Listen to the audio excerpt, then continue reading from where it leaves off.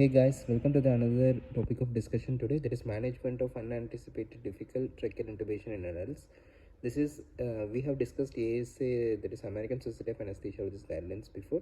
Now today we are going to discuss DOS guidelines. DOS guidelines for intubation in 2015 it was proposed. Okay, so just you will be knowing this with the help of an example. Suppose you know if you know it as an example, you will be able to remember it, and well you can recollect in exams. For example, if a patient with ASA1 patient you are taking for surgery for lap cholecystectomy. Okay, lap cholecystectomy you have planned and you are taking the patient for lap chole under GA. And first step, what will you do? You just take the patient inside the OT. First, what you will be doing is face mask. You will be inducing the patient with using propofol and other things, and you will be face mask. You will be ventilating the patient, and then tracheal intubation. First, you will be trying.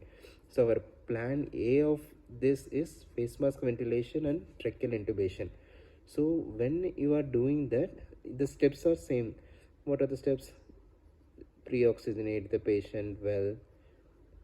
After that, after inducing, ensuring adequate neuromuscular blockage should be good, and optimize the head and neck position for intubation. So these steps are routine steps what you are doing.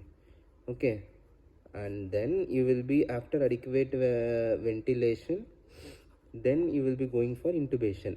Now when we are intubating the patient, you will finding difficulty, you are not able to intubate the patient, because this patient initially it was ASA1 and this patient was MPG grade 1, was on examination. Now we are intubating the patient, you are not able to intubate the patient. What will you do? Then you will be called for help, you will be activate call for help, you will be doing, and you will be trying maintain the oxygenation throughout until the patient intubate. That is the most important thing. You should maintain oxygenation. That is oxygenation. How will you maintain oxygenation? The patient is able to face mask ventilate, so you just maintain this face mask ventilation continuously, or else you maintain the oxygenation. If you are not able to ventilate, you just maintain with nasal prongs. Okay, so call for help, you activated, and you're maintaining the oxygenation. Meanwhile, you will be trying all the other. How many attempts I have to try? Maximum attempts you have in according to those guidelines is 3 plus 1. This 3 attempts to the maximum, and 1 by these most expert people who are called for help. You have called for help, no? These expert people have to do the other attempts. Okay, either with the help of video laryngoscope or direct laryngoscope, whichever, both the same thing.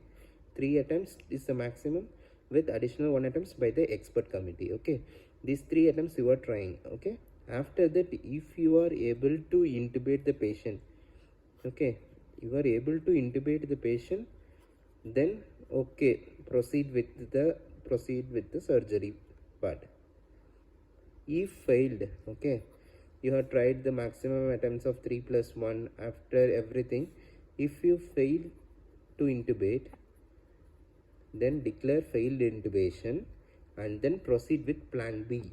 So plan B, what is the plan B of this? You are not able to intubate, then what you can do? You just maintain the ventilation. So maintain ventilation through SAD, second generation supraglottic airway device. SAD device most commonly is second generation.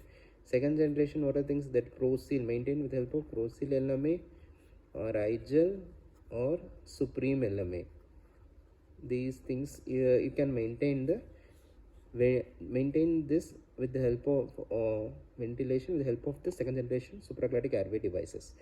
Suppose on if you are able to insert it, but you can how many attempts you can try is this? Maximum is 3 attempts. Suppose if you are chosen smaller size, so the leak is happening, patient is not maintaining ventilation, so you can change over to the larger size. Appropriate size you can change over, and maximum appropriate attempts you can try is 3 attempts.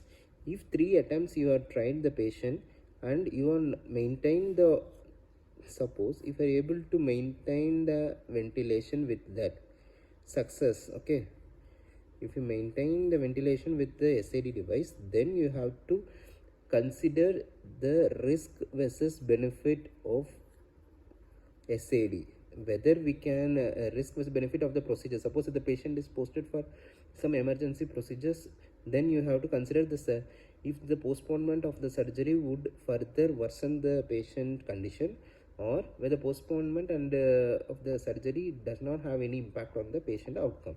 So risk versus benefit you have to assess, depending upon which there will be 4 options you will be having. If the patient is this an elective procedure, either you can awake the patient, or if the patient it's an emergency procedure, then you can intubate the patient, intubate through second generation supraglottic airway device using fiber optic.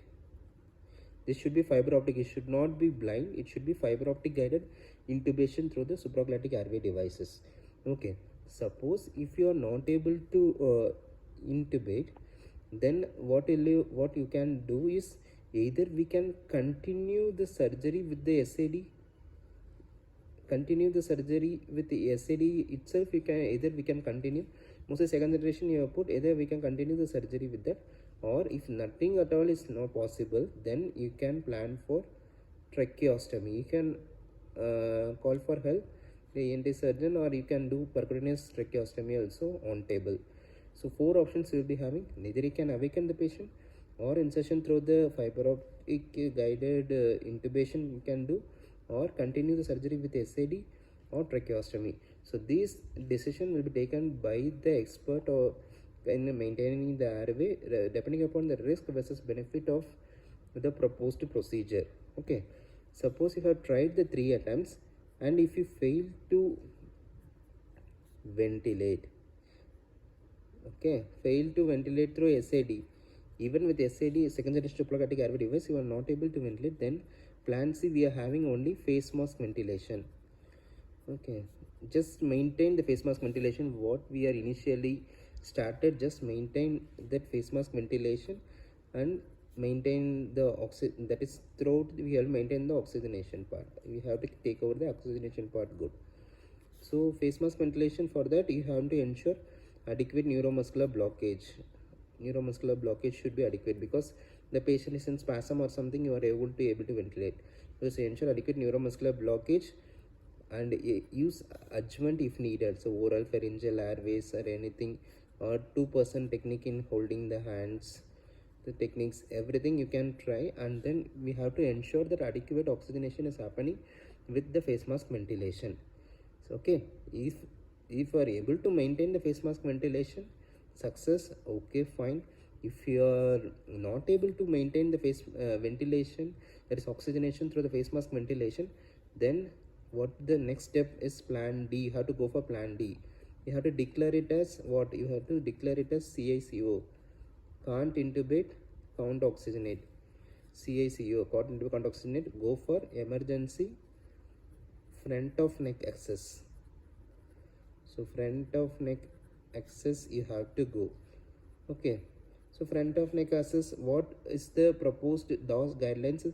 There are so many needle cricothyroidotomy scalpel, but the DOS guidelines specifically mentions you have to go for the scalpel cricothyroidotomy.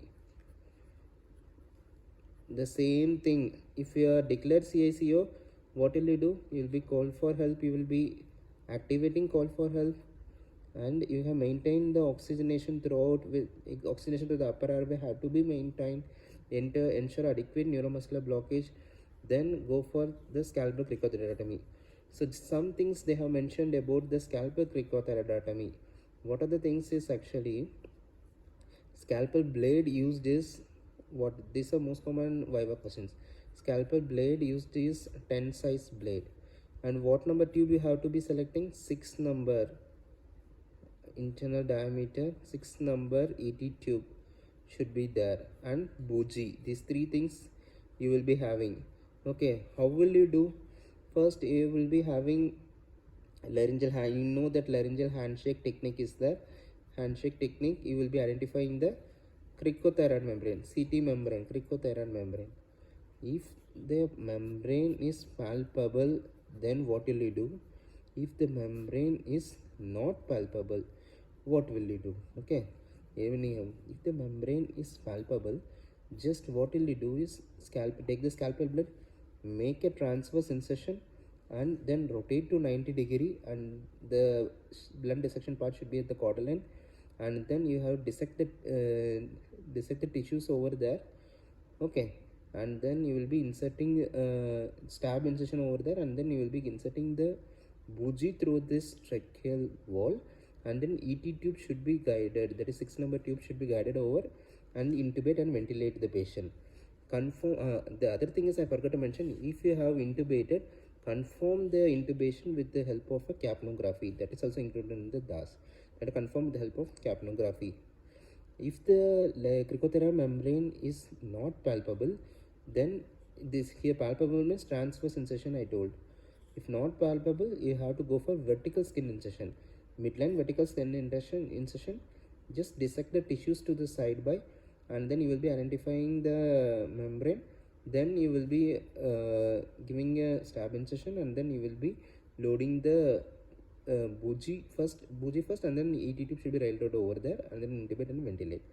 Okay, these are the steps. Surgical scalpel cricothyroidotomy. If not, thyroidotomy is also not possible, then directly go for the tracheostomy. Maintain the oxygenation and then go for tracheostomy. It's the last options. Okay, and during this procedures, post procedure plan is most important. What is post procedure is, suppose if we extubate the patient, what is the immediate next management if the patient desaturate? Immediate post-op complication airway management complication should be looked for, and post-op airway management plan have to be decided if the patient desaturate or any other thing happens in the post-op. Next thing is, you have to complete airway alert form. Airway alert form should be prepared, and should be prepared and attached in the file, and patient should be explained about this, because whenever the patient go for the surgery to other hospital for some other surgery, then the anesthetist should be told about the risk of the airway, so that they will be prepared, and then consequence of this failed intubation in the further settings will be avoided. Okay, so patient should be explained about the risk, everything, and then you should inform to the GPs, and the registry have to be maintained regarding the difficult airway. So these are the post procedural airway plan. You have to ensure and then maintain adequate precautions. Okay, first step is, you will be taken the patient, pacemaker tracheal intubation. If you are not able to intubate 3+1 attempts, then it is a failed intubation. Then maintain the ventilation with SAD device, maximum 3 attempts. If fail to ventilate, go for face mask ventilation using the adjuncts and everything. If you are not able to ventilate with face mask, then can't intubate, can't oxygenate situation. So emergency front of neck access, most commonly in DAS guidelines is scalpel cricothyroidotomy.